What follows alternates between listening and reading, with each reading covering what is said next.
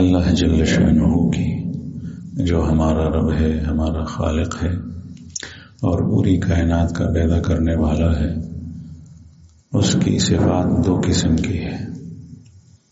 ایک صفات کمال کہلاتی ہے اور ایک صفات جلال کہلاتی ہے۔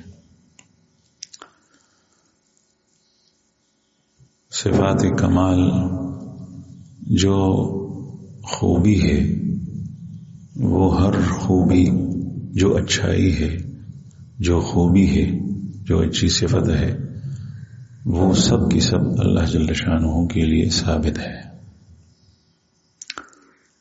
کسی کو رزق دینا یہ ایک خوبی ہے، وہ اللہ پاک کو ثابت ہے۔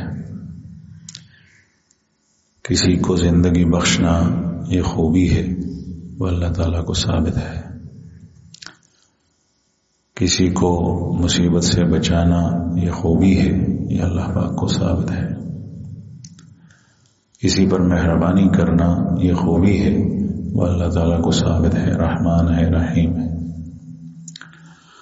علم، ہر چیز کا علم یہ خوبی ہے، یہ اللہ جل شانہ کو ثابت ہے۔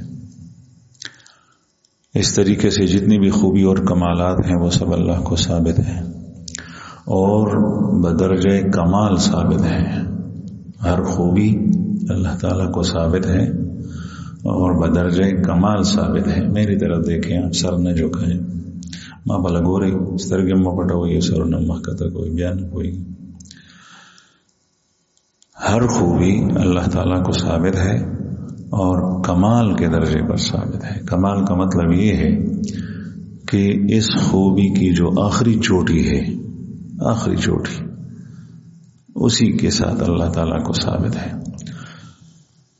رزق دینے والا اللہ جیسا کوئی اور نہیں ہو سکتا، بخشنے والا اللہ کے سوا کوئی اور نہیں ہو سکتا، رحم اور مہربانی نازل کرنے والا اللہ کی طرح کوئی اور نہیں ہو سکتا، علم اللہ کے علم کی طرح کسی اور کا علم نہیں ہو سکتا۔ ہر خوبی کمال کے ساتھ اللہ تعالیٰ کو ثابت ہے۔ دوسری صفات اللہ جل جلالہ کی صفات جلال ہیں۔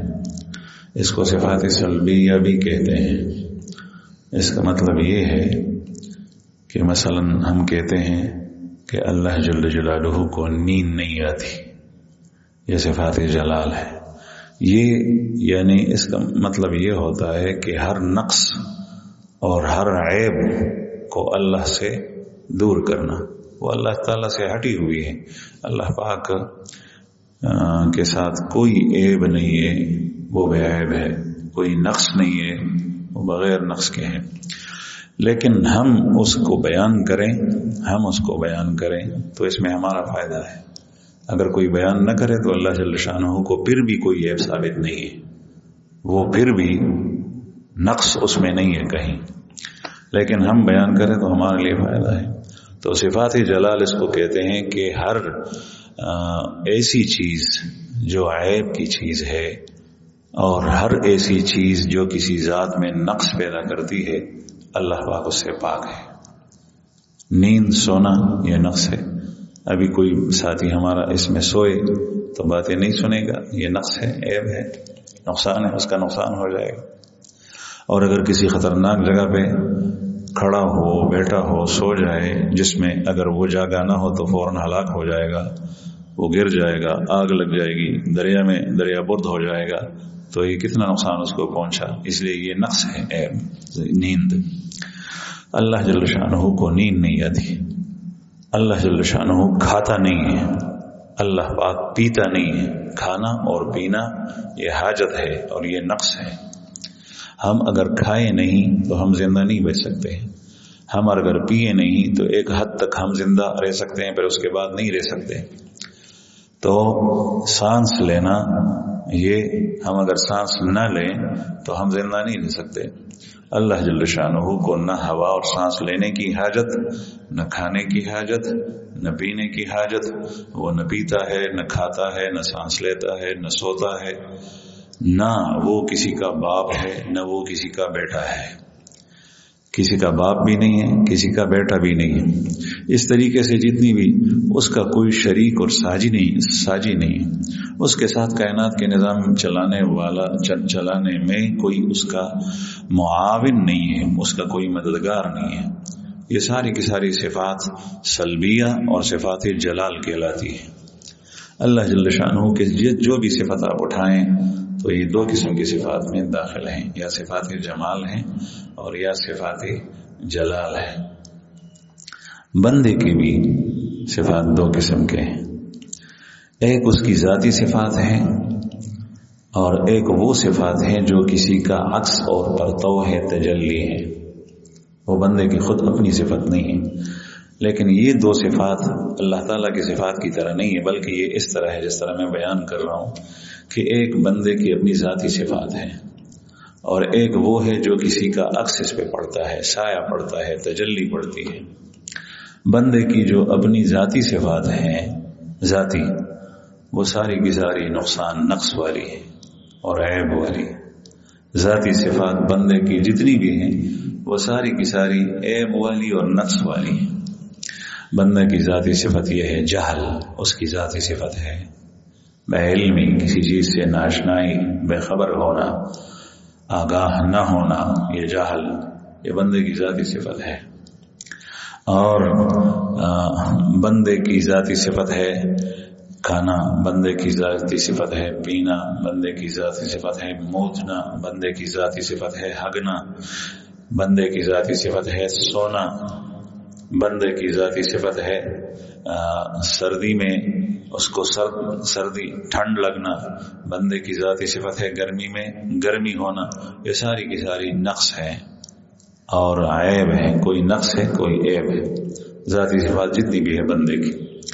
اس لیے بندہ جس طریقے سے بنایا گیا ہے، اگر اس میں صرف ذاتی صفات ہوں تو یہ نیچے چلا جاتا ہے اور یہ کوئی ترقی نہیں کر پاتا۔ اور بندے کی جو دوسری صفات ہیں جو کسی کا عکس اور پرتو ہے، تو اللہ جل شانہ کی صفات کمال کا عکس پڑتا ہے، یعنی اس کو ہم عکس سے تعبیر کریں، تجلی سے تعبیر کریں، پرتو سے تعبیر کریں، اس کا حصہ نہیں، اس کا جز نہیں، اس کا عکس۔ مثلا ایک یہ ہے کہ مثال ہم یوں بیان کر سکتے ہیں، اللہ پاک مجھے بچائے اس سے کہ یہ مثال غلط ہو۔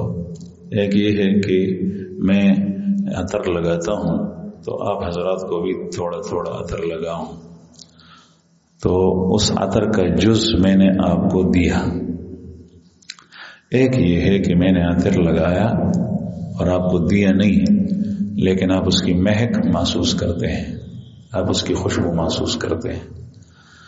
اور شاید وہ عطر جو میں نے لگایا ہوں، یا میری دکان ہے جس میں عطر پڑا ہوا ہے کافی، اس تنگ دکان کے اندر آپ میرے ساتھ تھوڑی دیر کے لیے بیٹھ گئے، تو جب باہر نکلیں گے تو آپ عطر کی مہک، دا عطر وگما داغے خوشبو بتزان سر بہاری ہو سے، اس کی مہک آپ باہر لے جائیں گے اور کچھ دیر تک آپ سے یہ خوشبو جائے گی۔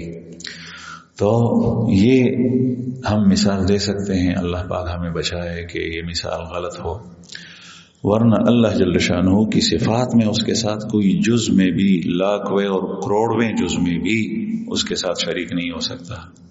اللہ کی صفات اسی کے ساتھ خاص ہیں، البتہ اس کا اثر، اس کی تجلی، اس کا عکس کہیں، پرتو کہیں، وہ لوگوں کے اوپر پڑ سکتا ہے۔ چنانچہ اللہ پاک رازق ہے، رزاق ہے حقیقی وہ۔ اب یہ اللہ جل شانہ کی صفت کمال ہے، اس کا عکس انسان کے اوپر پڑ سکتا ہے، اور وہ اس طرح کہ بندہ خود کمائے، بنائے، پکائے، زمین سے اگائے اور پھر وہ کسی کو کھلائے، وہ کثرت سے کھلائے، مہمانوں کو کھلاتا ہے، حیوانوں کو کھلاتا ہے، مسافروں کو کھلاتا ہے، یتیموں کو کھلاتا ہے، مساکین کو کھلاتا ہے، بیواؤں کو کھلاتا ہے، اپنوں کو کھلاتا ہے، پرایوں کو کھلاتا ہے۔ بعض لوگ بہت زیادہ اس میں آگے بڑھے ہوئے ہوتے ہیں، سخی ہوتے ہیں، تو یہ صفت اللہ جل شانہ کی رزاقیت اور رازقیت کا عکس اور پرتو اس بندے کے اوپر پڑ گیا.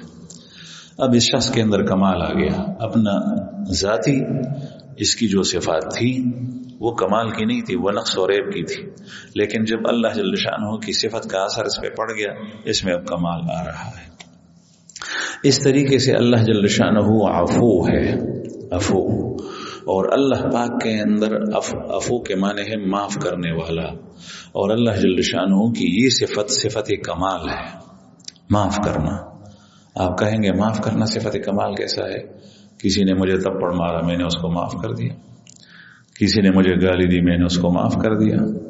کسی نے میرا نقصان کیا، میں نے اس کو معاف کر دیا. یہ تو کمزوری ہے بظاہر. نہیں، اللہ جل شانہ کی جناب میں جو معاف کرنا ہے، جو اس کی صفت عفو ہے، اس کے یہ معنی نہیں ہے. اس کے یہ معنی ہے کہ اللہ جل شانہ کی شان میں، اللہ جل شانہ کی شان میں جو شخص اس کے ساتھ کمزوری کا معاملہ کرے، مثلا اللہ پاک کی کے ساتھ شریک ٹھہراتا ہے، بڑی بات آخری حد تک جو اللہ کا کفر کرتا ہے، اللہ کی ناشکری کرتا ہے، ناقدری کرتا ہے، اللہ پاک اس سے بدلہ لینے کے باوجود اس سے بدلہ نہیں لیتا.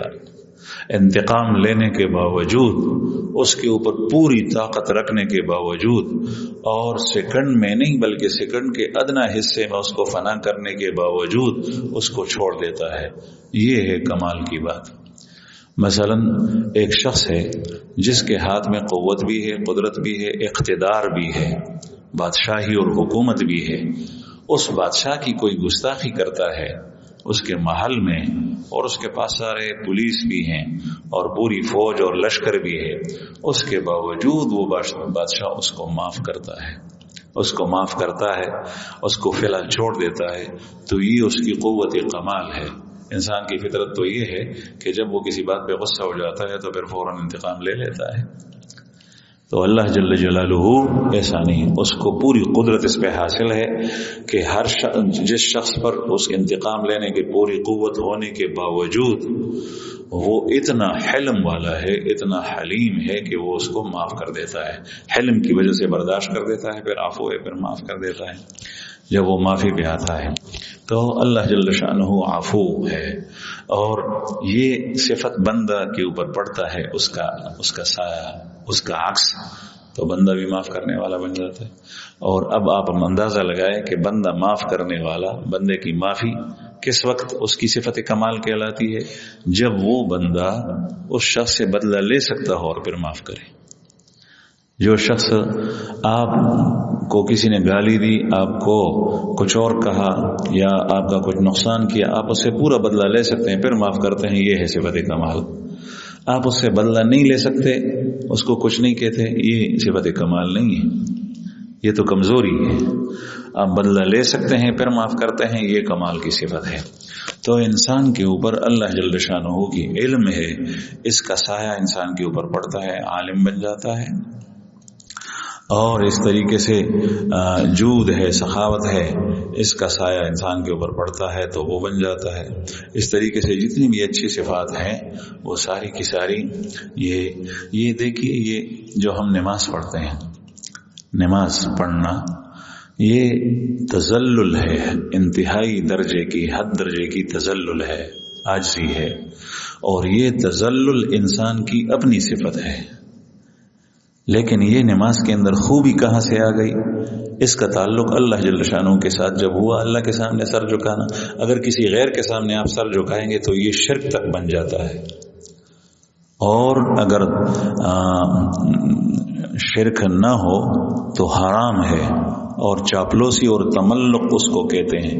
کسی خان کے سامنے، کسی نواب کے سامنے، کسی چودھری کے سامنے آدمی اس کو جھکتا ہے، سر جھکاتا ہے اور اس کے سامنے گرتا ہے، تو یہ حرام ہے. اگر معبود سمجھ کر گرتا ہے تو یہ شرک کہلاتا ہے.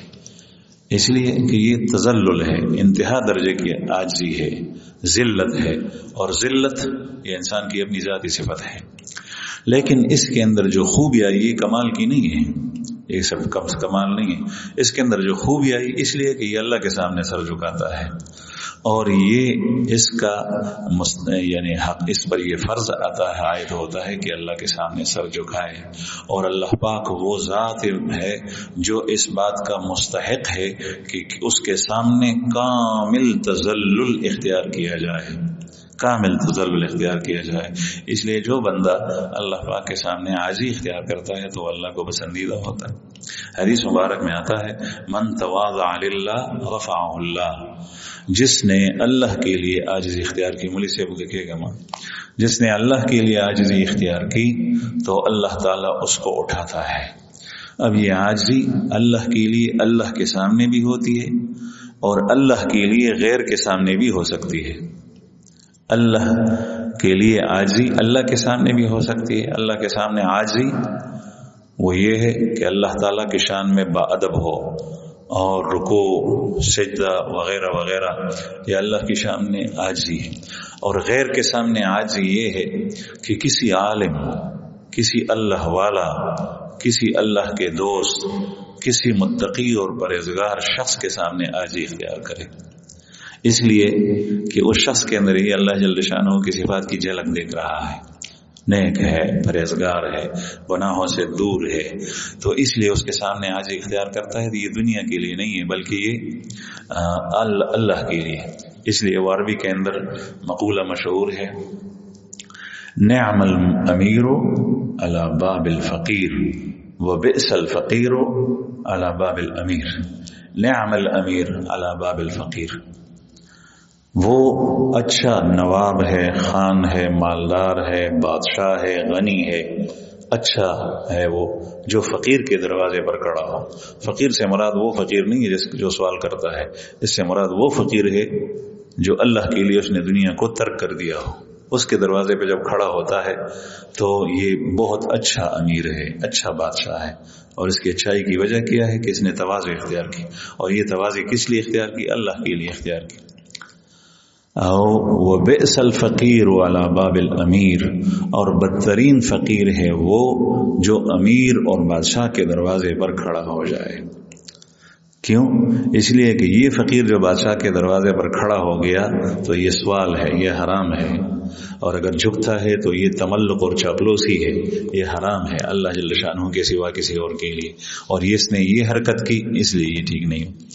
اس لیے جو بادشاہ، وزیر، نواب، خان، بدماش کوئی بھی ہو، غنڈہ، کسی فقیر آدمی کے در پہ جاتا ہے، اس کی مسجد میں جاتا ہے، اس کے پاس بیٹھتا ہے، اس کے سامنے تواضع اور عاجزی اختیار کرتا ہے، تو وہ شخص بہت اچھا ہے، اس لیے اس کی قدر کرنی چاہیے۔ اور جب یہ اس کے پاس جائے تو وہ اس کے پاس جانا ٹھیک نہیں ہے۔ تو بہرحال عرض یہ کر رہا تھا کہ انسان کے اندر جو خوبی آتی ہے اللہ جل شانہ کی صفات کا عکس جب اس پہ پڑتا ہے اور اس کے لینے کی کوشش کرنی چاہیے۔ اس لیے حدیث مبارک میں جو آتا ہے تخلقوا باخلاق اللہ، تخلقوا باخلاق اللہ، اللہ جل شانہ کے اخلاق جیسی اخلاق اختیار کرو۔ اس کا مطلب یہی ہوتا ہے اللہ جل شانہ کی صفات اور اخلاق، اللہ پاک کی صفات ہمارے اندر نہیں آ سکتی۔ ہاں اس کا رنگ چڑھ سکتا ہے، اس کا سایہ چڑھ سکتا ہے آدمی پہ، اس کی تجلی آ سکتی ہے، اس کا عکس آ سکتا ہے۔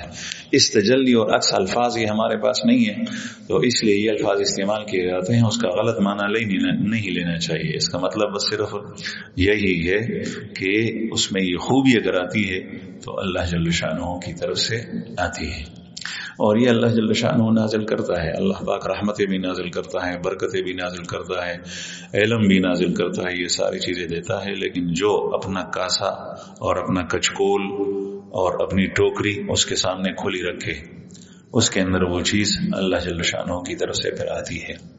جو شخص اس کے لیے اپنا برتن بند کر دے اور اس کی طرف پیٹ کرے تو اس کے پاس نہیں آتی۔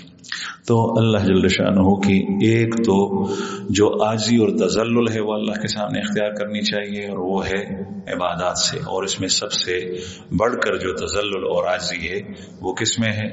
یہ نماز کے اندر ہے۔ تو یہ انسان کی اپنی ذاتی صفت ہے، لیکن جب اللہ کی طرف نسبت ہوئی تو اس میں خوبی آ گئی۔ اور زکوٰۃ جو انسان دیتا ہے، زکوٰۃ یہ اللہ جل شانہ کی صفت ہے، اصل میں اعطاء، دینا کسی چیز کو۔ یہ بندہ جب کسی فقیر کو دیتا ہے تو وہ اللہ جل شانہ کی صفت کمال کا اس کے اوپر عکس پڑتا ہے، عکس پڑتا ہے۔ اس لیے روزہ جب اختیار کرتا ہے تو یہ اللہ جل شانہ کی صفت ہے کہ وہ کھاتا پیتا نہیں ہے، تو یہ اس کی اپنی ذاتی صفت نہیں ہے۔ ذاتی صفت انسان کی یہ ہے کہ وہ بھوک اس کو لگے تو کھانا کھائے، پیاس اس کو لگے تو پانی پیے۔ تو بعض عبادات ایسی ہیں کہ جو اللہ جل شانہ کی صفات کا عکس اس پہ پڑتا ہے وہ کی جاتی ہے، اور بعض عبادات ایسی ہے کہ جو اس کی اپنی ذاتی صفت ہے لیکن اللہ جل شانہ کے حکم کے مطابق، اور جب اس کی نسبت اللہ کی طرف کی جاتی ہے اور رسول اللہ صلی اللہ علیہ وسلم کے طریقے کے مطابق ہو تو وہ نماز بن جاتی ہے۔ اس لیے میں نے کہا کہ یہی نماز سے نیت آپ ہٹا دیں، اور یہی نماز پڑھنے والا رکوع سجدہ کرنے والا کسی اور کے سامنے کرے تو وہ گمراہ ہو جاتا ہے، یا مشرک اور کافر بن جاتا ہے، یا پھر یہ ہے کہ حرام کے اندر مبتلا ہو جاتا ہے۔ تو انسان کو یہ چیزیں اختیار کرنی چاہیے۔ اس کے علاوہ جو دوسری چیزیں ہیں جو انسان کے اختیار میں نہیں ہے وہ اللہ جل شانہ پر چھوڑ دے، اللہ پاک دینے والا ہے۔ ہم صبح سے لے کر شام تک اس کے پیچھے دوڑتے ہیں کہ ہماری رزق میں بڑھوتری آ جائے، رزق ہمارا بڑھ جائے، یہ ہو جائے وہ ہو جائے۔ وہ اللہ پاک سے مانگنا چاہیے اور اللہ جل شانہ سے سوال کرنا چاہیے، اور جتنا بھی اس سے مانگا جائے وہ ناراض نہیں ہوتا بلکہ زیادہ خوش ہوتا ہے۔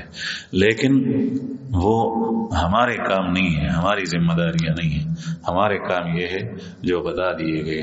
تو جو ذکر کیا جاتا ہے، ذکر جو کیا جاتا ہے وہ اللہ جل شانہ کے سامنے اپنے عجز کا اظہار ہے، اللہ کا نام لیا جاتا ہے۔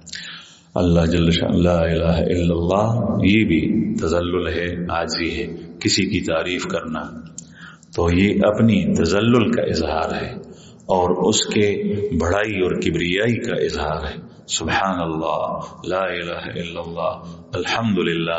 اور بندہ چونکہ اللہ جل شانہ کے سامنے انتہائی ذلیل ہے، اس لیے یہ اللہ کے سامنے جتنا تذلل اختیار کرتا ہے اتنا اللہ جل شانہ کے ہاں اس کا مرتبہ اور اس کا مقام بڑھتا ہے، اور جب کسی غیر اللہ کے سامنے یہ تذلل اختیار کرتا ہے تو انتہائی ناپسندیدہ اور گھٹیا حرکت ہے اور یہ نیچے چلا جاتا ہے۔ اللہ پاک ہمیں اس سے بچائے۔ سورۃ یاسین ہوا ہے۔